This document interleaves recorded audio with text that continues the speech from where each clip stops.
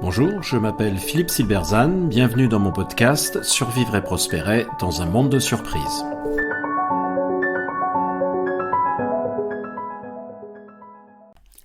L'état entrepreneurial est une chimère.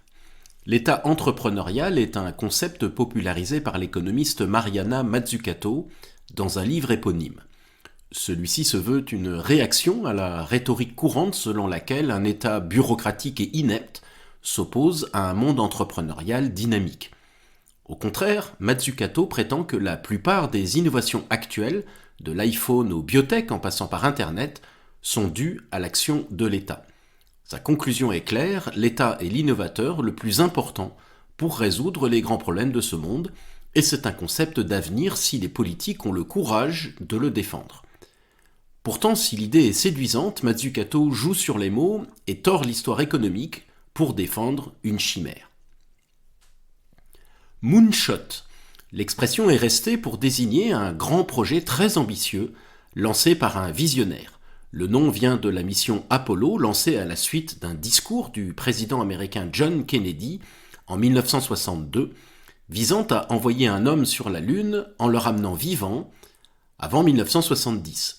Le projet d'envoyer un homme sur la Lune représente la quintessence du projet à mission dans lequel un leader courageux et visionnaire définit un objectif ambitieux et charge la société de le réaliser. Le projet fut une grande réussite avec le vol Apollo 11. Le 21 juillet 1969, le monde entier assiste en direct à l'extraordinaire spectacle de l'alunissage de la capsule et des premiers pas de Neil Armstrong sur la Lune. Ce projet est devenu la référence absolue, l'étalon or de tous ceux qui voient en l'État le guide de l'innovation, un objectif et un pilotage par la puissance publique avec l'aide d'industriels exécutants. La réussite de ce type de projet peut-elle pour autant justifier un État entrepreneurial? Loin s'en faut, et pour plusieurs raisons. Alors premièrement, ce type de projet n'est pas du tout entrepreneurial. Apollo était un projet politique. Il fut décidé pour des raisons de prestige. Il s'agissait, par un coup technologique, de reprendre le leadership politique sur l'URSS, qui avait humilié l'Amérique avec le lancement du satellite Spoutnik, puis avec le fiasco de la baie des cochons, et qui semblait prendre l'ascendant dans la course des grandes puissances. D'ailleurs, Kennedy le dit très honnêtement, « Nous choisissons de le faire parce que c'est difficile ». Cela ne signifie pas qu'il était inutile ou qu'il n'aurait pas fallu le faire, loin de là.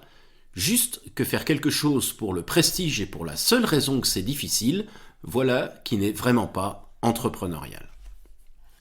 Deuxièmement, il ne faut pas confondre R&D et entrepreneuriat. On voit la différence avec Internet, un autre exemple cité abondamment par Mazzucato.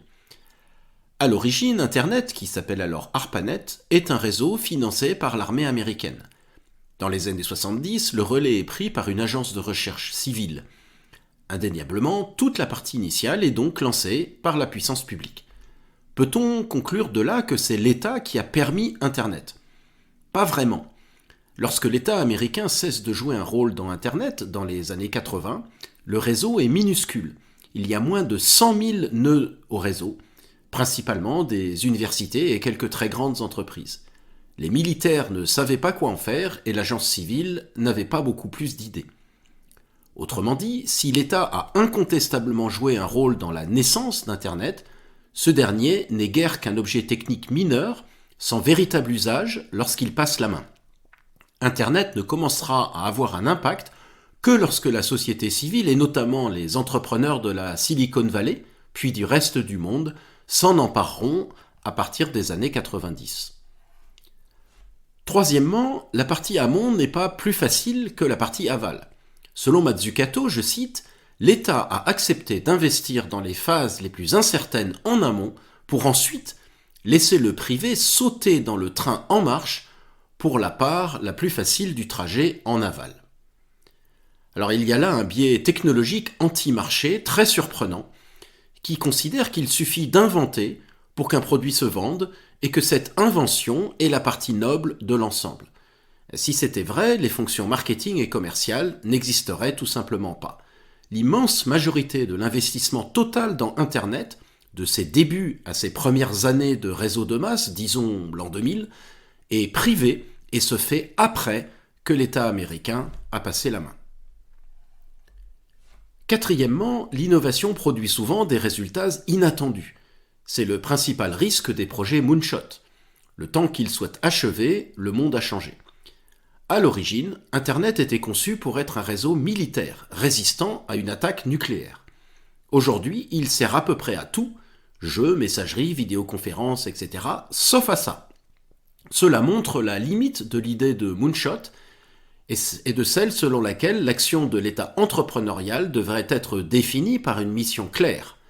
Le seul cas où la mission peut être claire et le rester, c'est si ce projet est inutile et gratuit, comme Apollo, car la mission ne va pas dépendre des changements de marché ou de société. La limite des propos d'auteurs comme Mazzucato, c'est que l'innovation est le produit d'un état d'esprit. Les Grecs connaissaient le principe de la vapeur et étaient, théoriquement, en capacité de s'en servir, mais ils ne l'ont pas fait. Il a fallu attendre près de 2000 ans pour cela. La révolution de la machine à vapeur ne doit rien à la recherche fondamentale, ni encore moins à l'état entrepreneurial, et tout à l'état d'esprit, ou modèle mental, entrepreneurial, qui se développe à partir, en gros, de la fin du XVIIe siècle. État d'esprit qui sera symbolisé entre autres par James Watt. Autrement dit, si l'invention est nécessaire, elle n'est pas suffisante.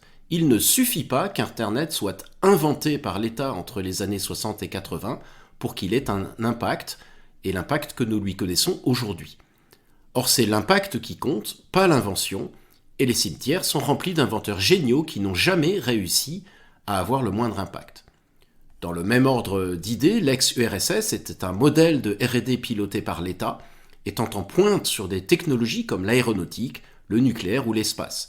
Mais l'impact de cette R&D de qualité a été très limité, hors du domaine militaire, car le pays n'avait pas de classe entrepreneuriale.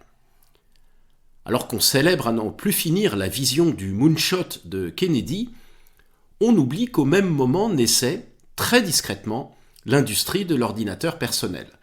Contrairement à Apollo, elle est entièrement un fait entrepreneurial. Cette révolution n'a pas été lancée en fanfare par un État visionnaire, mais initiée par une flopée d'entrepreneurs hippies, et elle a eu autrement plus d'impact qu'Apollo. Bien sûr, la Silicon Valley a tiré parti, à son origine, de la présence d'industries de défense liées à la Seconde Guerre mondiale, ce qui souligne à nouveau le rôle utile de l'État. Mais c'est un rôle très indirect. En gros, ces industries permettent la création de Hewlett-Packard qui ensuite permet la Silicon Valley. Par ailleurs, il existe de nombreuses régions où il y a une forte présence d'industries de défense qui pourtant n'ont jamais créé de Silicon Valley. On voit donc bien que, en soi, l'investissement public ne suffit pas. S'il n'y a pas d'état d'esprit entrepreneurial, l'investissement restera stérile. Alors si l'action de l'État ne suffit pas, est-elle cependant nécessaire ? Qu'elle soit utile ne fait aucun doute, mais nécessaire. L'argument souvent avancé est que son action est indispensable pour le développement de technologies très coûteuses que seul lui peut financer. Cela a pu être vrai dans le passé avec, par exemple, le nucléaire ou le spatial. Mais ces dernières années, le monde financier privé a développé une capacité d'investissement colossale qui annule en quelque sorte l'argument. Par exemple, SpaceX a levé 10 milliards de dollars en 29 tours successifs. Alors, si l'idée de l'État entrepreneurial est que les entreprises privées tirent parti de la recherche publique, eh bien cela n'a rien de très original. Et contrairement à ce qu'affirme Mazzucato, c'est un bon deal qui profite à la société tout entière. L'incroyable vitalité du tissu entrepreneurial américain, qui s'appuie sur une recherche privée et publique forte, est la source de la richesse considérable du pays. L'investissement en amont génère des emplois et des contributions fiscales en aval. Il est faux de dire que les dépenses sont faites par l'État et que les bénéfices sont accaparés par le privé. Quant à prétendre que l'iPhone n'existe que grâce à l'État, eh bien c'est confondre l'invention et la recherche technologique fondamentale avec l'entrepreneuriat. Alors dire que l'État ne doit pas être entrepreneurial ne signifie pas qu'il ne doit avoir aucun rôle, bien au contraire. Au regard des exemples évoqués, Internet, Apollo, informatique, C'est une erreur de concevoir son rôle comme pilote déterminé par des objectifs précis. Envoyer un homme sur la Lune, c'est précis, c'est difficile, mais c'est à peu près inutile. Ce que suggère l'histoire de l'innovation, c'est plutôt que l'État a un rôle à jouer dans le développement de technologies fondamentales. Ces technologies nécessitent des investissements sur le long terme, et leurs applications sont très incertaines. Il y a là une part de risque et de gratuité au sens où ça ne servira peut-être à rien, qui peut justifier un investissement public. C'est précisément lorsque le but n'est pas clair et que l'entreprise n'a aucune utilité apparente que l'État peut jouer un rôle.